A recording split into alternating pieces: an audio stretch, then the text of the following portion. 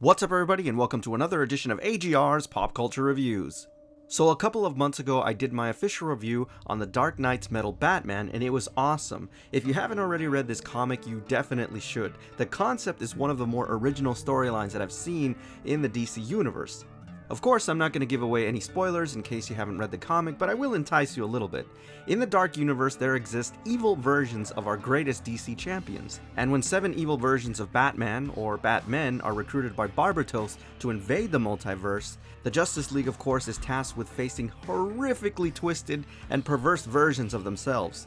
And trust me, some of the concepts for these alternate versions, or villains I should say, of the DC universe look as though H.P. Lovecraft and H.R. Geiger got together, got stoned, and had a jam session. You have no idea what I'm talking about. Just Google it. Well, fortunately, we're starting to see some awesome merchandising from that great comic, and today we're going to be reviewing Diamond Select Toys' version of Wonder Woman, the Dark Knight's Metal version. Let's take a closer look. Now, the Dark Knight's comic is intense, and it's certainly not for the timid, but it is perfectly recreated here in this beautiful statue, guys. It is freaking awesome. Now, the minute that you take it out of the box, it screams Diamondism, and you can see the power of Wonder Woman here. The head sculpt is fantastic, a perfect recreation of what we see in the comic, and just look at the hair sculpt. The tiara is great. I love that gold color. The armor set looks really fantastic. I love the Diamondism here. It just looks like it's lunging forward. This is an awesome job, guys. Now, the villainous counterparts of our DC heroes aren't the only ones that got a refresh.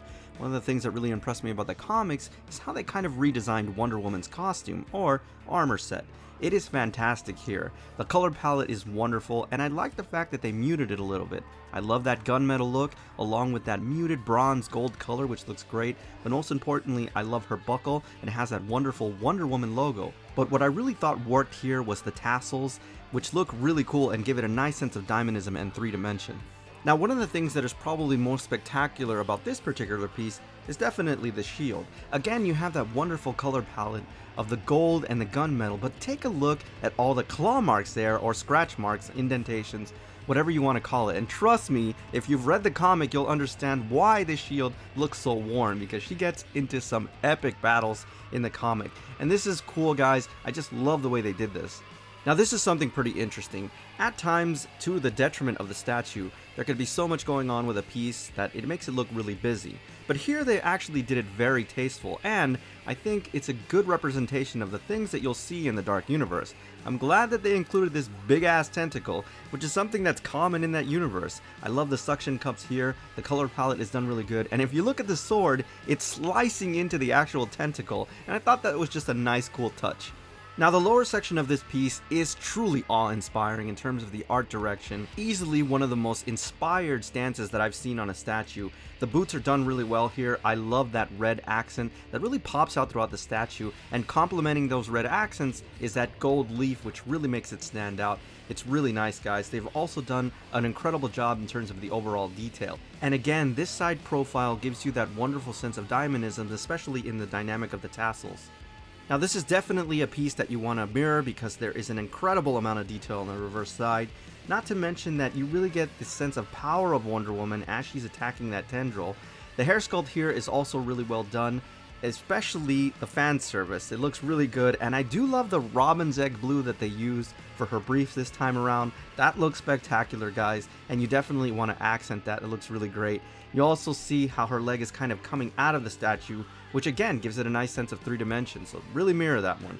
Now, the base here is really impressive, and most importantly is they really get the feel of the Dark Universe right with all of the things that are going on here.